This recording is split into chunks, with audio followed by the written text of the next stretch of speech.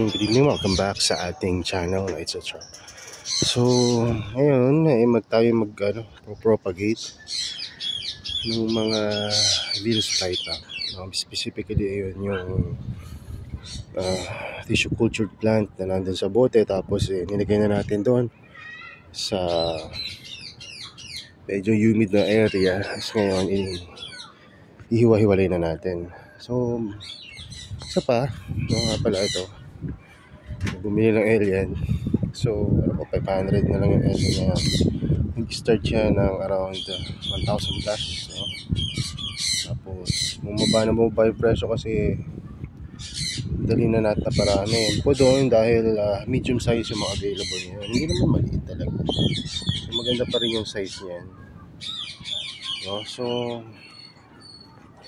ang mga tinda natin dito nagbabago rin yung presyo, minsan dahil sa availability, kung ano yung size na available. Pangalawa, availability rin, sabihin kung ano yung mas konti, syempre mas mahal mong na-i-out. So ipit yung mga ayan. So isa pa, bigyan ko pa ng sample kasi may nagtanong kanina. Nagtanong lang naman siya, hindi naman siya nag-complain or ano. Pero yung Shenron kasi na nakuha niya, mga ganito yung size. Ganyan. So ang dating presyo ng Shenron magkano ba? 1,000 plus, 1,500 mahigit.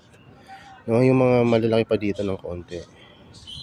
Mga halos ganyan yung size ng 1,500 natin dati. Naubos na yun, di ba? Halos ang bilis na ubos na, wala pang isang linggo na ubos na. Kasi kahit na 1,500 siya, good size naman. Tapos naisip ko, sabi ko bababaan ko ng konti kasi yung available na halos gano'n. Yung mga ganito yung size, mas maganda lang dito ng konti, parang mga ganito.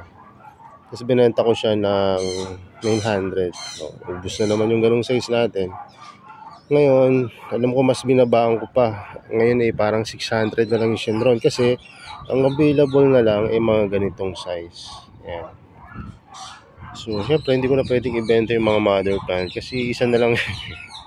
Diba? Magkitira tayo kahit isang mother plant pag yung mga propagation natin hindi naman ganun karami.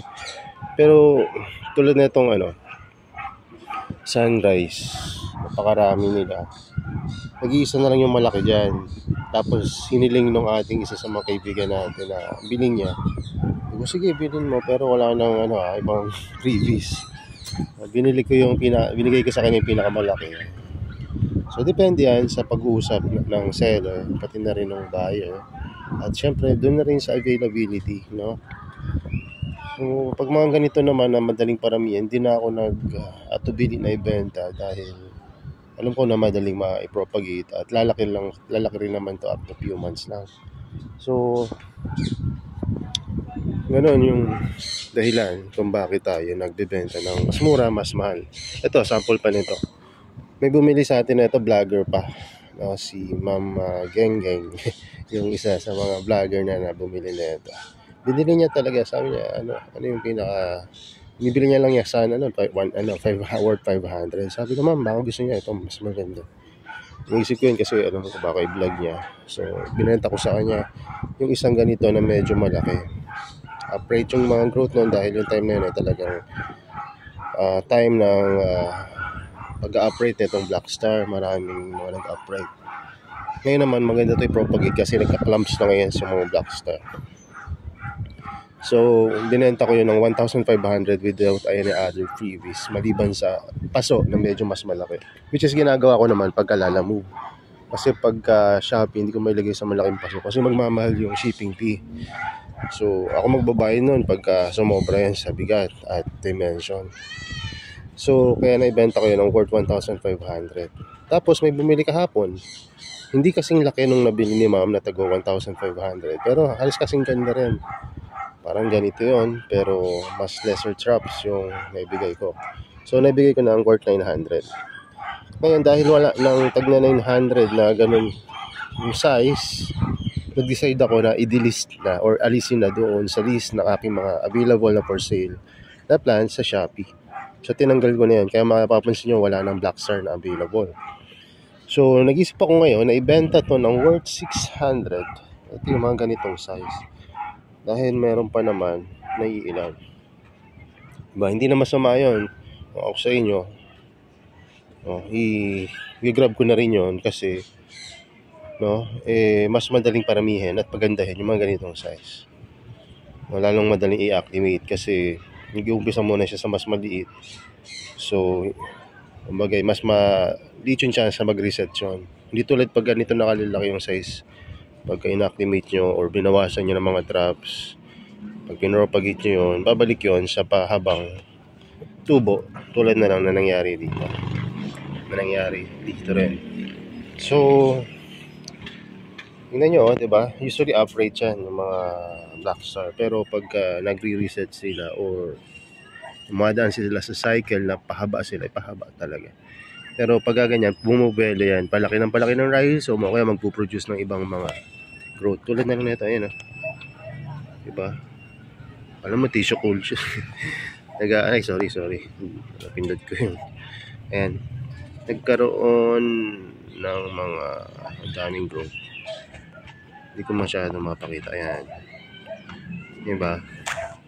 So, ayun yung dahilan kung bakit nagmumura, nagmamahal. Kaya mapansin nyo, dun sa mga review sa Shopee, ay makikita nyo, lalaki ng mga nakuha ng iba. Tapos bakit yung akin maliit lang. Siyempre, ganun rin naman naisipin ko kung ako yung umorder noon. Bakit sa mga reviews ng mga nauna, malalaki tapos napunta sa akin sa maliliit. So, ang dahilan po noon dahil ang available ng time na malalaki. Pero binili rin naman nila yon na mas mahal.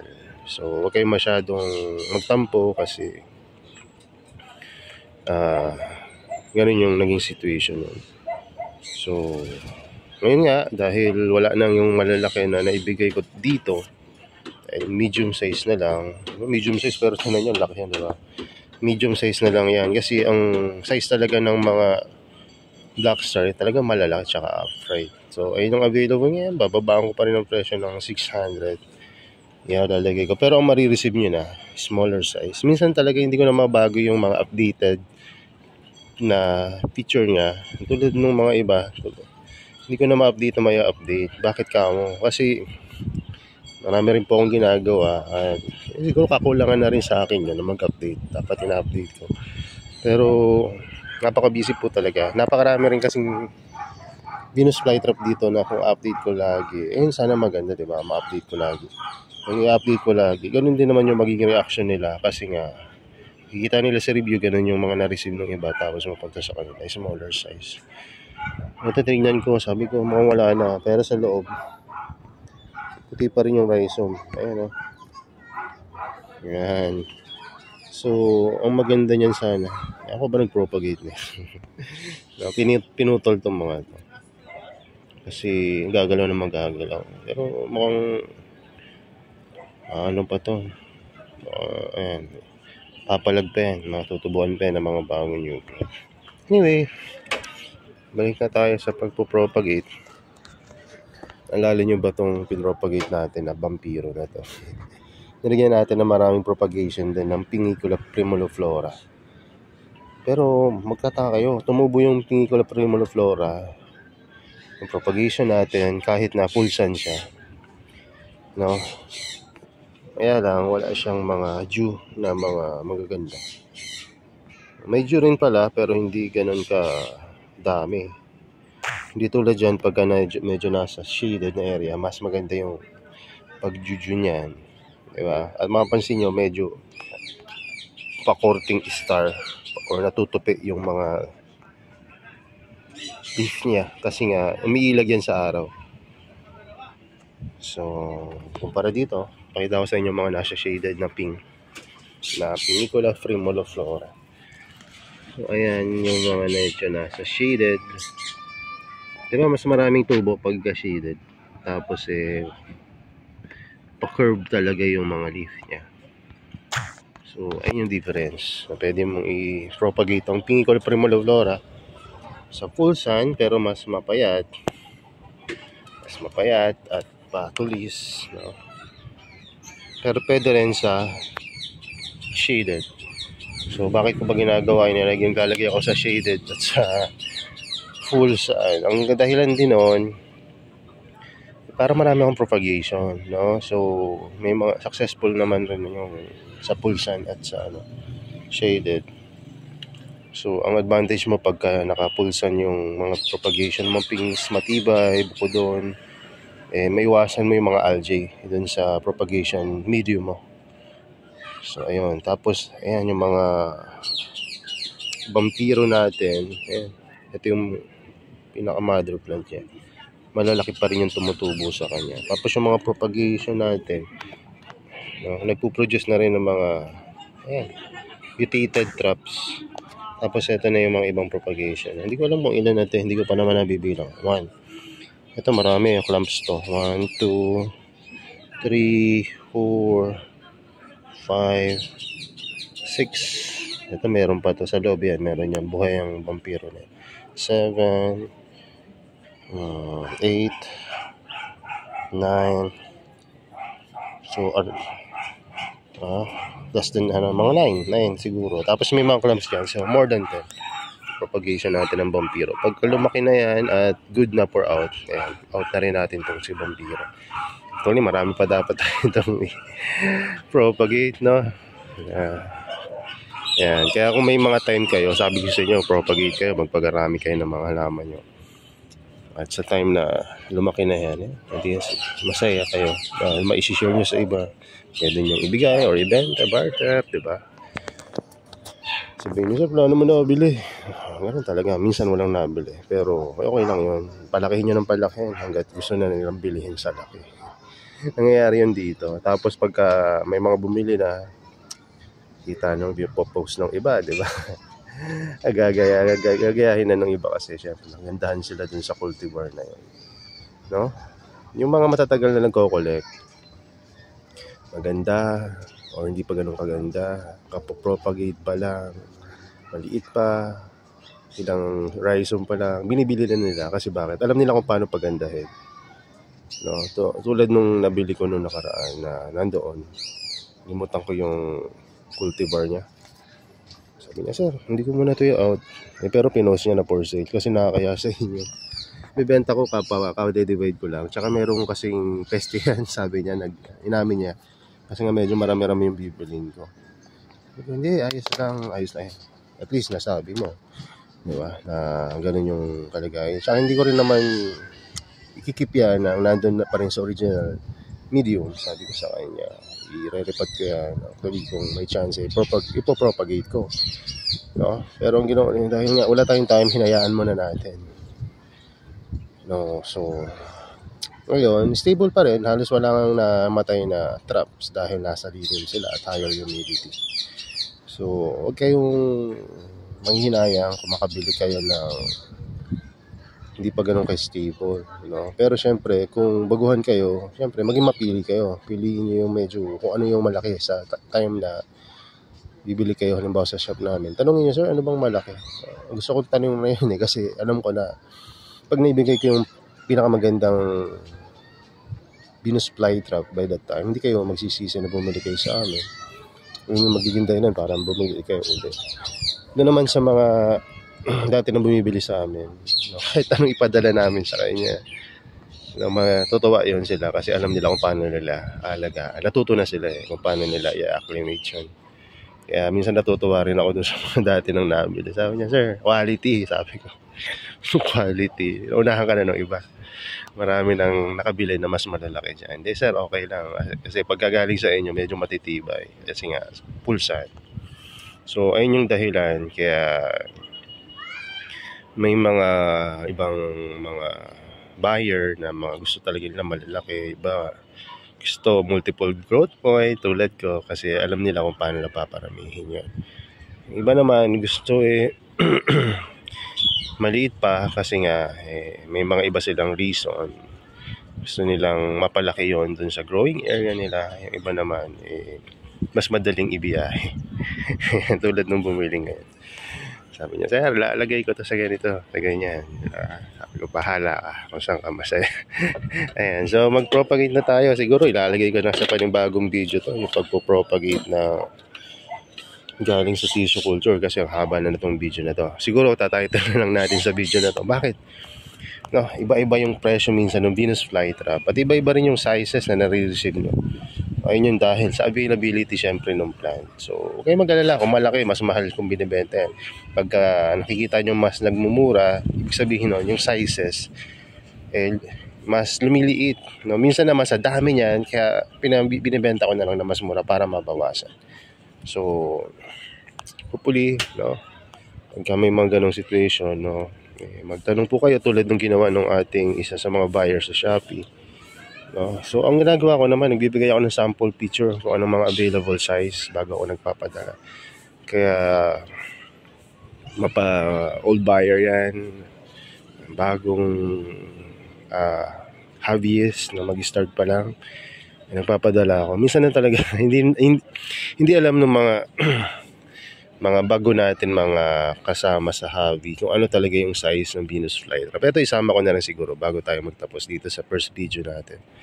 No, ang Venus flytrap po hindi po talaga yung lumalaki tulad ng grapes, lumalaki puno ng santo, lumalaki tulad ng mga philodendron or yung mga lumalaki tulad ng mga herbal plants. Ang Venus flytrap hindi talaga lumalaki na malaki-malaki. Siguro ang pinakamalaki na nakita akong Venus flytrap, siguro twice lang yung laki tulad sa ganito. Tulad sa ganyan. Siguro 2 to 3 times lang. Yung ganung kalaki. Hindi pa talaga sila namalaki ng gusto. At may mga plants rin na maliit lang talaga, na hindi na talaga nalaki, ng mas malaki pa doon sa size na halimbawa saan ba? Yung laging maliit. Ito, Coquillage. Sasabihin ko malalaki to ngayon. Pero tingnan nyo naman. Diba, maliliit yan kung kumpara mo sa ibang mga Venus flytrap tulad na lang katabi nyo gato kalaki. Malaki yan dahil sa cultivar niya. Malaki na to sa size niya. No? Pero etong mga cultivar na mga clone giant na to, clone 3 specifically, no, ay lumalaki to na mas malaki at mas maganda pa yung itsura nila. So, ang paliwanag po doon, may mga cultivar na maliit, may mga cultivar na malalaki. Diba? Kamili kayo minsan na sa palengke, malalaki yung prutas na ganito. So, minsan may mas malalaki. May lansones na maliit, may lansones na malaki. Pero ang gusto ko yung maliliit kasi maliliit ang buto nun. Diba? So, depende po yan. No? Iba't ibang cultivar, iba-ibang traits. No? Dun sa mga baguhan, kaya mas ina-advise ko sa kanila yung mga clone giant, Trevs, kasi malaki, kasi hindi sila ma-discourage pag nabili nila. Karanasan ko rin naman kasi yon nung una kong bumili ng Venus flytrap. Alam ko malaki Venus flytrap, pagka-receive ko kakaliit Kaya sabi ko, para ako na-scam nun kasi liit nung na-receive ko. Pero nung nag-research ako, largest Venus flytrap by that time nung ako yung nagre-research, wala pa yung alien na sobrang laki na cultivar. Yung time na yon ang pinakamalaki ay DCXL and V52, which is yung size nun wala pang 2 inches. So, ganoon, no? Doon ko nalaman, maliit lang pala talaga yung Venus flytrap, no? Napangarap ko rin na makakita ng malaki. Siguro sana before tayong mawala sa mundong ito, makakita tayo ng mas malalaking mga Venus flytrap, no? Pero siguro yung pinakamalaki ang ganito na siguro yung size. Huwag nalalaki doon kasi baka makakain na ng kung ano yun. So, yun lang muna, no? Sana may natutunan kayo sa video na to. Sana wala naman sana magtatampo o may nasabi ako na sensitibong topic tungkol sa mga sizes ng Venus flytrap. Dahil depende rin kasi yan, no? May mga time na maraming malalaki, may time na smaller size, pero binibase naman natin doon yung price, no? And sa rarity at marami pang iba. So mas mabuti siguro na magtanong muna bago kayo bumili, no? So at mag-research, ayun. So yun lang, God bless sa inyo and bye bye.